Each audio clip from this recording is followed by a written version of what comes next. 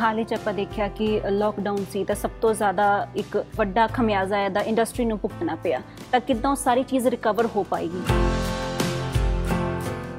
ਅਸੀਂ ਜੇ ਇਹਨੂੰ ਦੇਖੀਏ ਕਿ ਖਮਿਆਜ਼ਾ ਭੁਗਤਣਾ ਪਿਆ, ਨੋ ਡਾਊਟ ਖਮਿਆਜ਼ਾ ਭੁਗਤਣਾ ਪਿਆ। ਪਰ CII ਨੇ ਇਸ ਦੌਰਾਨ ਜਦੋਂ ਐਡਮਿਨਿਸਟ੍ਰੇਸ਼ਨ ਦੇ ਨਾਲ ਜਾਂ ਪੰਜਾਬ ਗਵਰਨਮੈਂਟ ਦੇ ਨਾਲ ਗੱਲ ਕੀਤੀ ਤੇ ਅਸੀਂ ਇੱਕ ਆਵਾਜ਼ ਬੰਨੇ ਇੰਡਸਟਰੀ ਦੀ ਸਰਕਾਰ ਦੇ ਤੌਰ ਤੇ ਕਿ ਸਰਕਾਰ ਨੂੰ ਪਤਾ ਲੱਗੇ ਕਿ ਇੰਡਸਟਰੀ ਨੂੰ ਕੀ ਮੁਸ਼ਕਲਾਂ ਆ ਰਹੀਆਂ ਨੇ।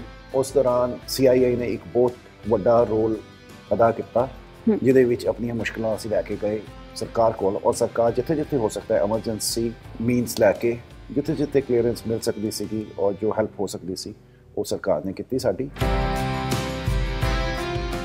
ਤੁਸੀਂ ਮਹਿਸੂਸ ਕਰਦੇ ਸਭ ਤੋਂ ਵੱਡੀ ਜੋ ਰਿਸਟ੍ਰਿਕਸ਼ਨ ਹੈਗੀ ਹੈ ਪੰਜਾਬ ਦੀ ਇੰਡਸਟਰੀ ਆਉਂਦੀ ਹੈਗੀ ਕਾਸਟ ਆਫ ਲੈਂਡ ਵਿਚ is very expensive as compare to other states. ਬੰਦੇ ਦੀ ਸਾਰਾ ਸਰਮਾਇਆ ਜ਼ਮੀਨ ਖਰੀਦਣ ਤੇ ਹੀ ਲੱਗ ਜਾਂਦਾ, ਇੰਡਸਟਰੀ ਲਈ ਬਚਦਾ ਨਹੀਂ। ਇੱਕ ਜ਼ਮੀਨ ਬਹੁਤ ਮਹਿੰਗੀ ਹੈ, ਸਭ ਤੋਂ ਵੱਡਾ ਅੱਜ ਦੀ ਤਰੀਕ ਤੇ ਇਹ ਡਰਾਬੈਕ ਹੈ। ਉਹ ਸ਼ਾਇਦ ਅਵੇਅਰਨੈਸ ਦੀ ਕਮੀ ਹੈ, ਇੱਥੇ ਲੋਕਾਂ ਨੂੰ ਪਤਾ ਹੀ ਨਹੀਂ ਹੈ ਕਿ ਇੱਥੇ ਵੀ ਅੱਛੀਆਂ ਕੰਪਨੀਆਂ ਹੈ ਜਿੱਥੇ ਉਹ ਆਪਣਾ ਫਿਊਚਰ ਬਣਾ ਸਕਦੇ, ਇਸ ਲਈ ਬਾਹਰ ਵੱਲ ਜ਼ਿਆਦਾ ਅਟਰੈਕਟ ਹੋ ਰਹੇ ਹੈ। ਦੇਖੋ ਜੀ, ਜਿਹਨੇ ਰਾਹ ਲੱਭਣੀ ਹੈ ਨਾ, ਜਿਹੜੇ ਰਾਹ ਨੂੰ ਉਹਨੇ ਤੁਰਨਾ ਹੈ ਉੱਥੇ ਓਪਰਚੁਨਿਟੀ ਲੱਭਦਾ। ਅੱਜ ਇੱਕ ਪੰਜਾਬ ਦੇ ਵਿੱਚ ਇੱਕ ਫੀਲਿੰਗ ਹੀ ਕ੍ਰੀਏਟ ਹੋ ਗਈ ਹੋਈ ਹੈ ਕਿ ਅਸੀਂ ਬਾਹਰ ਜਾਣਾ ਹੈ। ਹੁਣ ਇਹ ਕਿਤੇ ਨਹੀਂ ਹੈਗਾ ਕਿ ਬਾਹਰ ਜਾ ਕੇ ਬਹੁਤ ਜ਼ਿਆਦਾ ਕਾਮਯਾਬੀ ਹੈਗੀ ਹੈ। ਮੈਂ ਕੋਈ ਨਹੀਂ ਗੱਲ ਕਰਦਾ ਮੈਂ ਕਾਮਯਾਬ ਹੋ ਜਾਵਾਂਗਾ ਤੇ ਮੈਂ ਇਹ ਕਰਦਾ, ਵਿਚਾਰੇ ਜਾ ਕੇ ਕਿੰਨੇ ਸਾਡੇ ਆਰਗੇਨਾਈਜੇਸ਼ਨ ਦੇ ਵਿੱਚ ਕਿੰਨੇ ਲੋਕ ਜਾਂਦੇ ਨੇ ਔਰ ਕੁਝ ਵਾਪਸ ਵੀ ਆ ਜਾਂਦੇ ਨੇ। ਸਤਿ ਸ਼੍ਰੀ ਅਕਾਲ, ਦੈਨਿਕ ਸਵੇਰਾ ਟੀਵੀ ਤੇ ਤੁਹਾਡਾ ਬਹੁਤ-ਬਹੁਤ ਸਵਾਗਤ ਹੈ। ਅੱਜ ਅਸੀਂ ਗੱਲ ਕਰਾਂਗੇ ਪੰਜਾਬ ਦੀ ਇੰਡਸਟਰੀ ਦੀ, ਜਿਹਨੂੰ ਬਹੁਤ ਜ਼ਿਆਦਾ ਬੂਸਟ ਕਰਨ ਦੀ ਲੋੜ ਹੈ। ਇਸੇ ਦੇ ਵਿੱਚ ਅਹਿਮ ਯੋਗਦਾਨ ਪਾਉਂਦੀ ਹੈ CII, ਜਿਹਦੇ ਹਾਲ ਹੀ ਦੇ ਵਿੱਚ ਜਲੰਧਰ ਜ਼ੋਨ ਦੇ ਚੇਅਰਮੈਨ ਨਿਯੁਕਤ ਕੀਤਾ ਗਿਆ ਰਜੇਸ਼ ਖਰਬੰਦਾ ਜੀ ਨੂੰ, ਜੋ ਸਾਡੇ ਨਾਲ ਇਸ ਵਕਤ ਮੌਜੂਦ ਨੇ। ਰਜੇਸ਼ ਜੀ, ਬਹੁਤ-ਬਹੁਤ ਵੈਲਕਮ ਹੈ ਤੁਹਾਡਾ ਦੈਨਿਕ ਸਵੇਰਾ ਤੇ। ਪਹਿਲਾਂ ਤਾਂ ਤੁਹਾਨੂੰ ਮੁਬਾਰਕਬਾਦ ਕਿ ਤੁਹਾਨੂੰ ਚੇਅਰਮੈਨ ਬਣਾਇਆ ਗਿਆ CII ਦਾ। ਕੀ ਵਿਜ਼ਨ ਤੁਸੀਂ ਦੇਖਦੇ ਹੋ ਕਿ ਕੀ ਲੋੜ ਹੈ ਇੰਡਸਟਰੀ ਨੂੰ ਇਸ ਵਕਤ, ਕਿੱਥੇ ਤੱਕ ਲਿਜਾਣ ਦੀ ਲੋੜ ਹੈ? ਦੇਖੋ ਜੀ, CII ਦੇ ਅਹਿਮ ਰੋਲ ਹੈ promotion of industry, second coordination between the administration, the government and the industry, ਤੇ third is to generate more opportunities for everyone। ਤੇ ਇਹ ਤਿੰਨ ਮੁੱਦਿਆਂ ਦੇ ਉੱਤੇ ਹੀ ਅਸੀਂ ਕੰਮ ਕਰਾਂਗੇ ਆਉਣ ਵਾਲੇ ਟਾਈਮ ਦੇ ਵਿੱਚ। ਹਾਲ ਹੀ 'ਚ ਆਪਾਂ ਦੇਖਿਆ ਕਿ ਲੋਕਡਾਊਨ ਸੀ ਤਾਂ ਸਭ ਤੋਂ ਜ਼ਿਆਦਾ ਇੱਕ ਵੱਡਾ ਖਮਿਆਜ਼ਾ ਇਹਦਾ ਇੰਡਸਟਰੀ ਨੂੰ ਭੁਗਤਣਾ ਪਿਆ। ਤਾਂ ਕਿੱਦਾਂ ਉਹ ਸਾਰੀ ਚੀਜ਼ ਰਿਕਵਰ ਹੋ ਪਾਏਗੀ? ਅਸੀਂ ਜੇ ਇਹਨੂੰ ਦੇਖੀਏ ਕਿ ਖਮਿਆਜ਼ਾ ਭੁਗਤਣਾ ਪਿਆ, ਨੋ ਡਾਊਟ ਖਮਿਆਜ਼ਾ ਭੁਗਤਣਾ ਪਿਆ। ਪਰ CII ਨੇ ਇਸ ਦੌਰਾਨ ਜਦੋਂ ਐਡਮਿਨਿਸਟ੍ਰੇਸ਼ਨ ਦੇ ਨਾਲ ਜਾਂ ਪੰਜਾਬ ਗਵਰਨਮੈਂਟ ਦੇ ਨਾਲ ਗੱਲ ਕੀਤੀ ਤੇ ਅਸੀਂ ਇੱਕ ਆਵਾਜ਼ ਬੰਨੇ ਇੰਡਸਟਰੀ ਦੀ ਸਰਕਾਰ ਦੇ ਤੌਰ ਤੇ ਕਿ ਸਰਕਾਰ ਨੂੰ ਪਤਾ ਲੱਗੇ ਕਿ ਇੰਡਸਟਰੀ ਨੂੰ ਕੀ ਮੁਸ਼ਕਲਾਂ ਆ ਰਹੀਆਂ ਨੇ। ਉਸ ਦੌਰਾਨ CII ਨੇ ਇੱਕ ਬਹੁਤ ਵੱਡਾ ਰੋਲ ਅਦਾ ਕੀਤਾ ਜਿਹਦੇ ਵਿੱਚ ਆਪਣੀਆਂ ਮੁਸ਼ਕਲਾਂ ਅਸੀਂ ਲੈ ਕੇ ਗਏ ਸਰਕਾਰ ਕੋਲ, ਔਰ ਸਰਕਾਰ ਜਿੱਥੇ ਜਿੱਥੇ ਹੋ ਸਕਦਾ ਹੈ ਐਮਰਜੈਂਸੀ ਮੀਨਸ ਲੈ ਕੇ ਜਿੱਥੇ ਜਿੱਥੇ ਕਲੀਅਰੈਂਸ ਮਿਲ ਸਕਦੀ ਸੀਗੀ ਔਰ ਜੋ ਹੈਲਪ ਹੋ ਸਕਦੀ ਸੀ ਉਹ ਸਰਕਾਰ ਨੇ ਕੀਤੀ ਸਾਡੀ। ਪਰ ਨੋ ਡਾਊਟ ਇਹ ਵੀ ਅਸੀਂ ਆਪਣਾ ਮੁੱਦਾ ਵੀ ਰੱਖਿਆ ਕਿ ਇੰਡਸਟਰੀ ਨੂੰ ਇਹਦਾ ਕਿੰਨਾ ਨੁਕਸਾਨ ਹੋਇਆ ਔਰ ਇੰਡਸਟਰੀ ਦੇ ਨਾਲ ਜਿਹੜੇ ਸਾਡੇ ਇੰਪਲੋਇਮੈਂਟ ਹੈਗੀ ਸੀਗੀ ਉਹਨਾਂ ਲੋਕਾਂ ਨੂੰ ਕਿੰਨਾ ਨੁਕਸਾਨ ਹੋਇਆ। ਤੇ ਇਹ ਸਾਰੀਆਂ ਚੀਜ਼ਾਂ ਸਾਡੀ ਜ਼ਿੰਮੇਵਾਰੀ ਸੀ ਸਰਕਾਰ ਦੇ ਅੱਗੇ ਰੱਖਣਾ, ਔਰ ਅਸੀਂ ਸਰਕਾਰ ਦੇ ਅੱਗੇ ਰੱਖੀ ਔਰ ਅੱਗੋਂ ਵੀ ਅਸੀਂ ਇਹੋ ਹੀ ਕਰਦੇ ਰਹਾਂਗੇ। ਵਾਰ-ਵਾਰ ਇਹ ਗੱਲ ਸਾਹਮਣੇ ਆਉਂਦੀ ਹੈ ਕਿ ਪੰਜਾਬ ਦੇ ਵਿੱਚ ਜੋ ਜ਼ਰੂਰੀ ਫੈਸਿਲਿਟੀਜ਼ ਹੁੰਦੀਆਂ ਨੇ ਉਹ ਇੰਡਸਟਰੀ ਨੂੰ ਨਹੀਂ ਮਿਲ ਪਾਉਂਦੀਆਂ, ਇਸ ਲਈ ਕੋਈ ਨਵੀਂ ਇੰਡਸਟਰੀ ਪੰਜਾਬ 'ਚ ਨਹੀਂ ਆ ਰਹੀ, ਔਰ ਜੋ ਇੱਥੇ ਫੈਕਟਰੀਜ਼ ਵਗੈਰਾ ਜਾਂ ਕੁਝ ਇੰਡਸਟਰੀ ਹੈ ਉਹ ਵੀ ਦੂਜੀ ਸਟੇਟਸ ਦੇ ਵੱਲ ਜਾ ਰਹੀ ਹੈ। ਕੀ ਮੁਸ਼ਕਲਾਂ ਕੀ ਪੇਸ਼ ਆ ਰਹੀਆਂ ਪੰਜਾਬ ਦੇ ਵਿੱਚ? ਇਹਦੇ ਵਿੱਚ ਕੋਈ ਸ਼ੱਕ ਨਹੀਂ, ਜੋ ਤੁਸੀਂ ਕਿਹਾ ਹੈ ਉਹ ਗੱਲਾਂ ਬਿਲਕੁਲ ਵਾਜਿਬ ਨੇ। ਤੁਸੀਂ ਮਹਿਸੂਸ ਕਰਦੇ ਸਭ ਤੋਂ ਵੱਡੀ ਜੋ ਰਿਸਟ੍ਰਿਕਸ਼ਨ ਹੈਗੀ ਹੈ ਪੰਜਾਬ 'ਚ ਇੰਡਸਟਰੀ ਆਉਂਦੀ ਹੈਗੀ ਕਾਸਟ ਆਫ ਲੈਂਡ ਵਿਚ is very expensive as compare to other states. ਬੰਦੇ ਦੀ ਸਾਰਾ ਸਰਮਾਇਆ ਜ਼ਮੀਨ ਖਰੀਦਣ ਤੇ ਹੀ ਲੱਗ ਜਾਂਦਾ, ਇੰਡਸਟਰੀ ਲਈ ਬਚਦਾ ਨਹੀਂ। ਇੱਕ ਜ਼ਮੀਨ ਬਹੁਤ ਮਹਿੰਗੀ ਹੈ, ਸਭ ਤੋਂ ਵੱਡਾ ਅੱਜ ਦੀ ਤਰੀਕ ਦੇ ਵਿੱਚ ਇਹ ਡਰਾਬੈਕ ਹੈ। ਦੂਸਰਾ, we are landlocked state where and very away from the port and the rest of the markets because we are the extreme end of the country। ਤੇ ਉਹਦੇ ਵਿੱਚ transportation cost both inward and outward is very high। So these are disadvantages for having a plant। They are geographical disadvantages। Now to compensate that, ease of doing business is the only thing which should be promoted to attract investment into Punjab। Number two, infrastructure, uninterrupted power supply, good roads, good connectivity, ਜੋ ਕਿ ਪੰਜਾਬ ਸਰਕਾਰ ਇਹ ਚੀਜ਼ਾਂ ਕਰ ਸਕਦੀ ਹੈ ਜੇ ਪੰਜਾਬ ਸਰਕਾਰ ਇਹਨਾਂ ਚੀਜ਼ਾਂ ਦੇ ਉੱਤੇ ਗੌਰ ਕਰੇਗੀ ਤੇ ਇੰਡਸਟਰੀ ਆਪਣੇ ਆਪ ਐਕਸਾਈਟਿਡ ਹੋਏਗੀ ਪੰਜਾਬ ਦੇ ਵਿੱਚ ਇਨਵੈਸਟਮੈਂਟ ਕਰਨ ਨੂੰ। CIA ਆਪਣੀਆਂ ਜੋ ਸਿਚੁਏਸ਼ਨ ਹੈ ਇੰਡਸਟਰੀ ਦੀ ਗਵਰਨਮੈਂਟ ਦੇ ਕੋਲ ਲੈ ਕੇ ਜਾਂਦੇ, ਕਿਹੋ ਜਿਹਾ ਰਿਸਪੌਂਸ ਮਿਲਦਾ, ਕੀ ਸਪੋਰਟ ਚਾਹੀਦੀ ਗਵਰਨਮੈਂਟ ਦੇ ਕੋਲੋਂ? ਇੱਕ ਚੀਜ਼ ਬਹੁਤ ਹੀ ਬਿਹਤਰੀਨ ਹੋਈ ਹੈ, ਲਾਕਡਾਊਨ ਦੇ ਨੁਕਸਾਨਾਂ ਦੇ ਨਾਲ ਕੁਝ ਫਾਇਦੇ ਇਹ ਹੋਏ ਨੇ ਕਿ ਬਹੁਤ ਕੁਝ ਅਸੀਂ ਵਰਚੁਅਲ ਕੀਤਾ, ਵਰਚੁਅਲ ਮੀਟਿੰਗਸ ਹੋਈਆਂ, ਅਫਸਰਾਂ ਕੋਲ ਟਾਈਮ ਸੀਗਾ, ਪਾਲਿਸੀ ਮੇਕਰਸ ਕੋਲ ਟਾਈਮ ਸੀਗਾ, ਇੰਡਸਟਰੀ ਕੋਲ ਓਪਰਚੁਨਿਟੀ ਸੀਗੀ।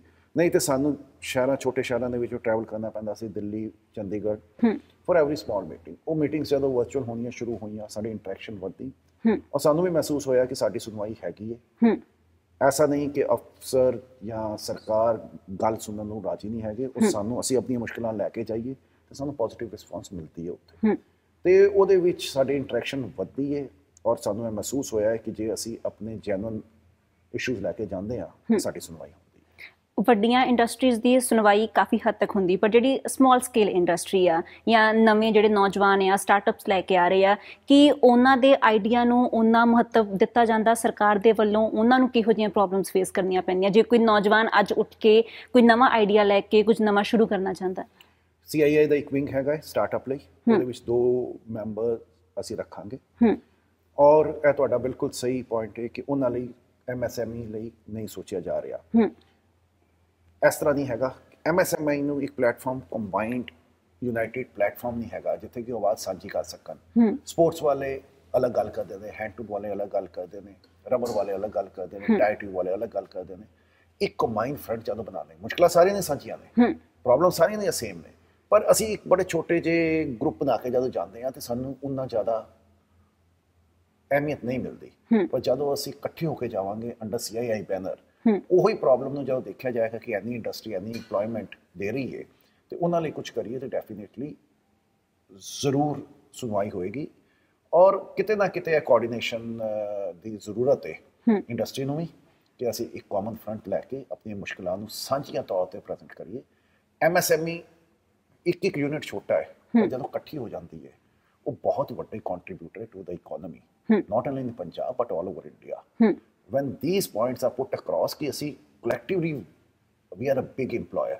Number 2, ਸਰਕਾਰ ਸਾਰਿਆਂ ਲਈ ਜਨਰੇਟ ਨਹੀਂ ਕਰ ਸਕਦੀ ਜੌਬ, ਉਹ ਸੈਲਫ ਇੰਪਲੋਇਮੈਂਟ ਬਹੁਤ ਜ਼ਰੂਰੀ ਹੈ, ਸਟਾਰਟਅਪਸ ਬਹੁਤ ਜ਼ਰੂਰੀ ਨੇ, MSME ਬਹੁਤ ਜ਼ਰੂਰੀ ਹੈ।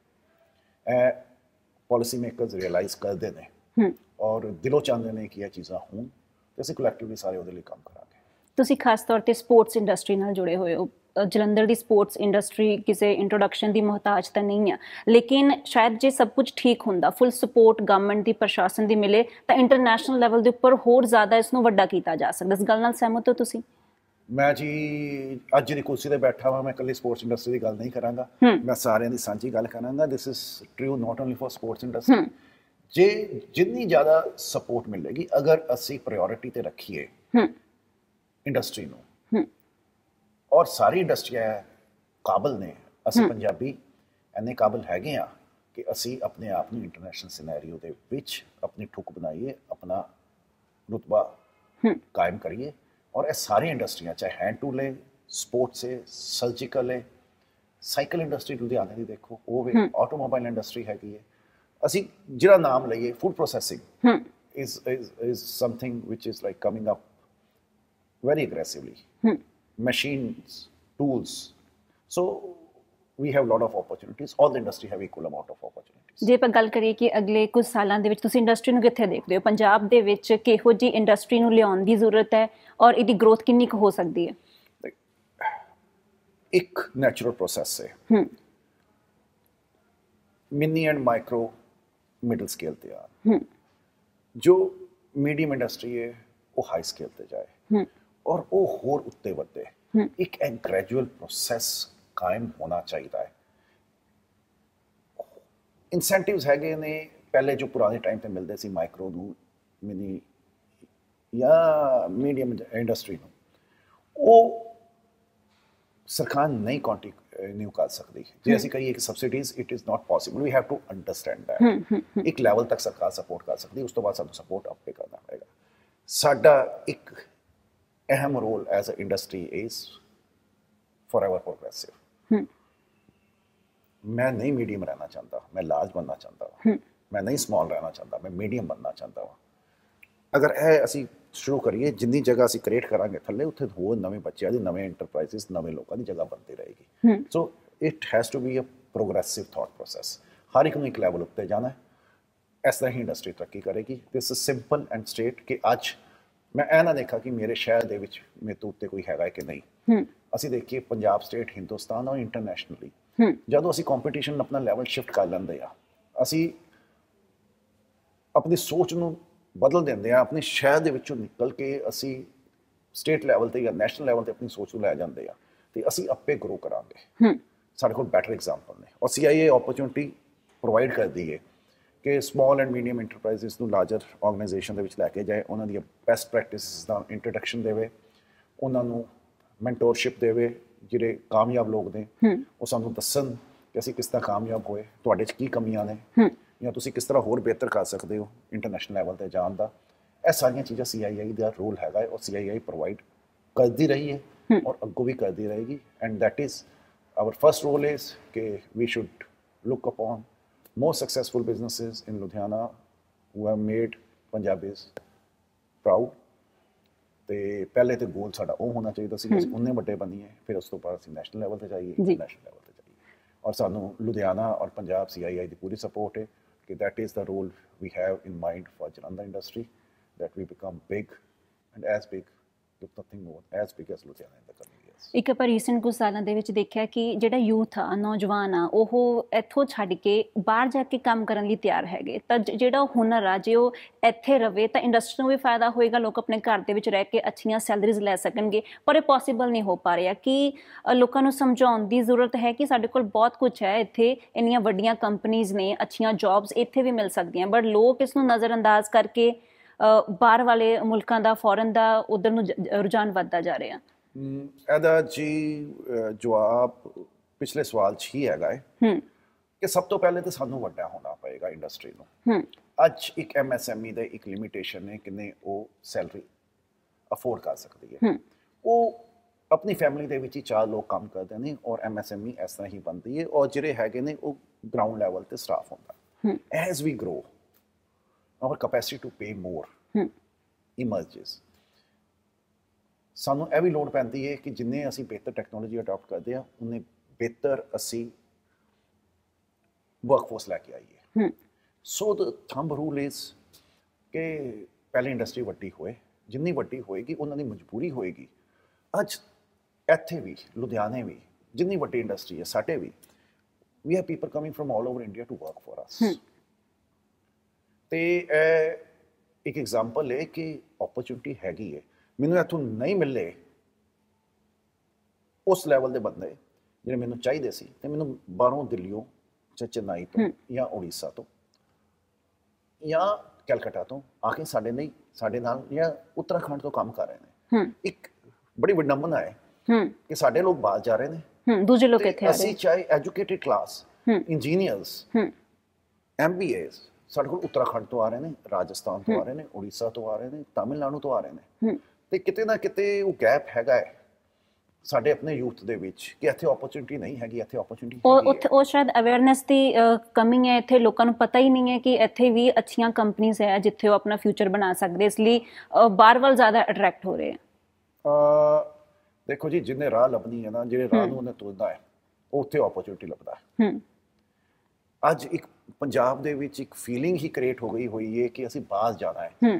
ਹੁਣ ਇਹ ਕਿਤੇ ਨਹੀਂ ਹੈਗਾ ਕਿ ਬਾਹਰ ਜਾ ਕੇ ਬਹੁਤ ਜ਼ਿਆਦਾ ਕਾਮਯਾਬੀ ਹੈਗੀ ਹੈ। ਮੈਂ ਕੋਈ ਨਹੀਂ ਗੱਲ ਕਰਦਾ ਮੈਂ ਕਾਮਯਾਬ ਹੋ ਜਾਵਾਂਗਾ ਤੇ ਮੈਂ ਇਹ ਕਰਦਾ। ਵਿਚਾਰੇ ਜਾ ਕੇ ਕਿੰਨੇ ਸਾਡੇ ਆਰਗੇਨਾਈਜੇਸ਼ਨ ਦੇ ਵਿੱਚ ਕਿੰਨੇ ਲੋਕ ਜਾਂਦੇ ਨੇ ਔਰ ਕੁਝ ਵਾਪਸ ਵੀ ਆ ਜਾਂਦੇ ਨੇ। ਜੋ ਸਾਡੇ ਇਸ ਵੇਲੇ ਮੈਂ ਐਗਜ਼ਾਮਪਲ ਦੇਣਾ ਚਾਹਾਂਗਾ, ਜੋ ਸਾਡੇ ਡਾਇਰੈਕਟਰ ਪ੍ਰੋਡਕਸ਼ਨ GM ਹੈਗੇ ਨੇ, ਉਹ ਵੀ ਕੈਨੇਡਾ ਦਾ ਹੋ ਕੇ ਵਾਪਸ ਆ ਗਏ ਕਿ ਉੱਥੇ ਡਿਗਨਿਟੀ ਨਹੀਂ ਮਿਲਦੀ ਜੋ ਇੱਥੇ ਮਿਲਦੀ ਹੈ। ਜੌਬ ਸੈਟਿਸਫੈਕਸ਼ਨ ਨਹੀਂ ਮਿਲਦੀ। अर्निंग अगर देखा जाए, नैट अर्निंग ਇੱਥੇ ਅਗਰ ਅਸੀਂ ਗਰੋ ਕਰਦੇ ਹਾਂ, ਕੰਪਨੀ ਗਰੋ ਕਰਦੀ ਹੈ ਤਾਂ ਉਹ ਵੀ ਨਾਲ ਗਰੋ ਕਰਦੇ ਨੇ ਜੀ। ਸੋ ਇਹ ਜ਼ਿੰਮੇਵਾਰੀਆਂ ਸਾਨੂੰ ਆਪੇ ਲੈਣੀਆਂ ਪੈਣੀਆਂ ਨੇ। Opportunities are there. ਅੱਜ ਕਿਉਂ ਇੰਨੀ ਲੇਬਰ ਤੋਂ ਲੈ ਕੇ ਟੌਪ ਮੈਨੇਜਮੈਂਟ ਤੱਕ ਹਰ ਸਪੌਟ ਦੇ ਵਿੱਚ ਸਾਨੂੰ ਨੌਨ ਪੰਜਾਬੀ ਹੈਗਾ ਹੈ। And it's a very good thing. They bring in lot of value, lot of cultural influence, lot of good things about other organisations. ਪਰ ਇਹਦਾ ਮਕਸਦ ਹੈ ਕਿ ਜੇ ਇੱਥੇ ਵੀ ਬੰਦੇ ਸਿੱਖ ਕੇ ਚੰਗੀ ਆਰਗੇਨਾਈਜੇਸ਼ਨ ਦੇ ਵਿੱਚ ਉਹ ਹਿੰਦੁਸਤਾਨ 'ਚ ਕਿਤੇ ਵੀ ਉਹਨਾਂ ਨੂੰ ਓਪਰਚੁਨਿਟੀ ਮਿਲਦੀ ਹੈ। ਸਾਡੇ ਬੱਚੇ ਜੋ ਇੱਥੋਂ ਸਿੱਖ ਕੇ ਗਏ, ਕੰਮ ਕਰਕੇ ਗਏ, ਉਹ ਸਾਰੇ ਹਿੰਦੁਸਤਾਨ ਦੇ ਵਿੱਚ ਵੱਡੀਆਂ ਵੱਡੀਆਂ ਕੰਪਨੀਆਂ ਕੰਮ ਕਰਦੇ ਪਏ ਨੇ। ਉਹਨਾਂ ਨੂੰ ਇੱਥੋਂ ਇੱਕ ਚੰਗੀ ਫਾਊਂਡੇਸ਼ਨ ਮਿਲੀ ਔਰ this is a good mix. But to say the opportunities are not here, you have to look for them। ਜਿਹਨੂੰ ਲੋੜ ਹੈ ਨਾ ਉਹ ਲੱਭ ਲੇਗਾ, ਔਰ ਜਿਹਦੇ 'ਚ ਕਾਬਲੀਅਤ ਹੈਗੀ ਹੈ ਨਾ ਉਹਨੂੰ ਮਿਲੇਗੀ। ਜੀ ਜ਼ਰੂਰ। ਲਾਸਟ ਸਵਾਲ ਮੇਰਾ, ਅਗਲੇ ਕੁਝ ਦਿਨਾਂ ਦੇ ਵਿੱਚ, ਕੁਝ ਮਹੀਨਿਆਂ ਵਿੱਚ ਕੀ ਸਭ ਤੋਂ ਪਹਿਲਾਂ 2-3 ਕੰਮ ਨੇ ਜੋ ਤੁਸੀਂ ਇੰਡਸਟਰੀ ਵਾਸਤੇ ਕਰਨਾ ਚਾਹੁੰਦੇ ਹੋ? ਕੀ ਡਿਮਾਂਡਸ ਨੇ ਜਿਹੜੀਆਂ ਤੁਸੀਂ ਚਾਹੁੰਦੇ ਹੋ ਕਿ ਕੰਪਲੀਟ ਹੋ ਜਾਣ ਜਲਦ ਤੋਂ ਜਲਦ? ਸਾਡਾ ਜਿਹੜਾ ਚੰਡੀਗੜ੍ਹ ਜਾਂ ਰੀਜਨ ਹੈਗਾ ਹੈ ਉਹ ਕੰਮ ਕਰ ਰਿਹਾ ਪੰਜਾਬ ਸਰਕਾਰ ਨਾਲ। ਉਹਨਾਂ ਦਾ ਇੱਕ ਪਹਿਲਾ ਮੁੱਦਾ ਹੈ ਕਿ ਆਉਣ ਵਾਲੇ ਟਾਈਮ ਜਦੋਂ ਗਰਮੀਆਂ ਆਉਂਦੀਆਂ ਨੇ ਬਿਜਲੀ ਦੀ ਸਪਲਾਈ ਅਫੈਕਟ ਨਾ ਹੋਏ। ਉਹਦੇ ਲਈ ਆਲਰੇਡੀ ਕੱਲ੍ਹ ਵੀ ਮੀਟਿੰਗ ਹੋਈ ਹੈ ਔਰ ਸਰਕਾਰ ਔਰ ਇੰਡਸਟਰੀ ਦੀ ਰਿਕੁਆਇਰਮੈਂਟ ਕੀ ਹੈ ਔਰ ਸਰਕਾਰ ਨੂੰ ਉਹਦੇ ਲਈ ਕੀ ਤਿਆਰੀ ਕਰਨੀ, already we are doing that is on a state level. ਹੁਣ ਲੋਕਲ ਲੈਵਲ ਤੇ ਤੁਸੀਂ ਦੇਖਿਆ ਸਾਡੇ ਇੰਡਸਟਰੀ ਜਦੋਂ ਤੱਕ ਇਨਫਰਾਸਟ੍ਰਕਚਰ ਪ੍ਰੋਪਰ ਨਹੀਂ ਹੋਏਗਾ ਦੇयर ਆਰ ਇਸ਼ੂਜ਼। ਚਾਹੇ ਅਸੀਂ ਆਪਣੀਆਂ ਸੜਕਾਂ ਦੇਖ ਰਹੇ ਹਾਂ, ਠੀਕ ਹੈ, we understand that smart city project ਦੇ ਅੰਡਰ ਇਹ ਚੀਜ਼ਾਂ ਜ਼ਰੂਰੀ ਸੀਗੀਆਂ। ਇੱਕ ਤੇ ਇਨਫਰਾਸਟ੍ਰਕਚਰ, ਇੱਕ ਸਾਨੂੰ ਲਾਅ ਐਂਡ ਆਰਡਰ ਤੋਂ ਸਪੋਰਟ ਲੋਕਲ ਐਡਮਿਨਿਸਟ੍ਰੇਸ਼ਨ ਤੋਂ। ਇਹ ਦੋ ਚੀਜ਼ਾਂ ਸਾਡਾ ਮੁੱਦਾ ਹੈ ਜੋ ਅਸੀਂ ਐਡਮਿਨਿਸਟ੍ਰੇਸ਼ਨ ਨਾਲ ਕਰਨਾ ਚਾਹਾਂਗੇ। ਤੀਸਰਾ, ਥਰਡ ਐਂਡ ਦਾ ਫੋਰਮੋਸਟ, ਜੋ ਤੁਸੀਂ ਸਵਾਲ ਪੁੱਛਿਆ ਸੀ ਯੂਥ ਲਈ ਕੀ ਕਰ ਰਹੇ ਹੋ, ਸਭ ਤੋਂ ਪਹਿਲੇ ਅਸੀਂ CII ਦੇ ਵਿੱਚ ਯੰਗਸਟਰਸ ਨੂੰ ਲੈ ਕੇ ਆ ਕੇ ਪ੍ਰੋਜੈਕਟ ਉਹਨਾਂ ਨੂੰ ਦੇ ਰਹੇ ਹਾਂ, ਚਾਹੇ ਉਹ ਇੰਡਸਟਰੀ ਰਿਲੇਟਿਡ ਹੋਣ ਜਾਂ ਕੰਸਲਟੈਂਸੀ ਜਾਂ mobilisation of youth and awareness. ਅਸੀਂ ਫੋਕਸ ਹੈ ਕਰਾਂਗੇ ਔਰ ਅਸੀਂ ਆਪੇ ਨਹੀਂ ਕਰਾਂਗੇ, ਅਸੀਂ ਕੋਸ਼ਿਸ਼ ਕਰ ਰਹੇ ਨੇ ਨੈਕਸਟ ਜਨਰੇਸ਼ਨ ਹੈ ਜਿਹੜੇ ਕਿ ਹਾਲੇ ਬਿਜ਼ਨਸ ਹੈਡ ਨਹੀਂ ਹੈਗੇ ਆਪਣੀ ਆਰਗੇਨਾਈਜੇਸ਼ਨ ਦੇ ਵਿੱਚ, ਪਰ ਉਹ very active in business. So we are bringing them in to give them responsibility very early in life, exposing them to the systems, exposing them to the administration, so that they become leaders of tomorrow at an earlier age than we have come. So that is our mission। ਸਾਡੇ ਨਾਲ ਗੱਲਬਾਤ ਕਰਨ ਲਈ ਬਹੁਤ-ਬਹੁਤ ਧੰਨਵਾਦ। And ਅਸੀਂ ਉਮੀਦ ਕਰਦੇ ਹਾਂ ਕਿ ਜੋ ਵੀ ਤੁਸੀਂ ਵਿਜ਼ਨ ਲੈ ਕੇ ਇੰਡਸਟਰੀ ਲਈ ਆਏ ਹੋ ਉਹ ਜਲਦ ਤੋਂ ਜਲਦ ਫੁੱਲਫਿਲ ਹੋਵੇ ਤੇ ਪੰਜਾਬ ਨੂੰ, ਪੂਰੇ ਪੰਜਾਬ ਨੂੰ ਇੰਡਸਟਰੀਅਲ ਹੱਬ ਦੇ ਤੌਰ ਦੇ ਉੱਪਰ ਜਾਣਿਆ ਜਾਵੇ। ਕੋਸ਼ਿਸ਼ਾਂ ਸਾਰਿਆਂ ਦੀਆਂ, ਐਡਮਿਨਿਸਟ੍ਰੇਸ਼ਨ ਦੀਆਂ, ਗਵਰਨਮੈਂਟ ਦੀਆਂ, CIA ਦੀਆਂ, ਜਦੋਂ ਇਕਜੁੱਟ ਹੋ ਕੇ ਅੱਗੇ ਵਧੂਗੀਆਂ ਤਾਂ ਜ਼ਰੂਰ ਪੰਜਾਬ ਹੋਰ ਜ਼ਿਆਦਾ ਤਰੱਕੀ ਕਰੂਗਾ। Thank you so much.